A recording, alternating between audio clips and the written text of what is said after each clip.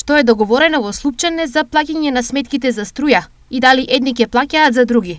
Праша денес од ВМРО ДПМНЕ. Дали владата, која што се вмеша во овој должничко-доверителски спор, е гарант за жителите на Слупчане дека ќе добијат отпис на долговите или гарант за Евана дека ќе ги наплатат парите? Дали владата е гарант дека во Слупчане ќе се добие гарантирана месечна наплата за струја, како што бараат од 3000 денари без разлика колку се троши? Дали владата може би ќе им ги плати долговите на слупчанци кон приватна фирма, бидејќи парите на крајот сепак ќе бидат наплатени? Дали владата ќе дозволи можеби повисока сметка на струја на државно ниво за да се покрие таа разлика? Почитувани, ова се реални прашања од граѓаните кои што повторно се ставени во подредена состојба во позиција од втор ред.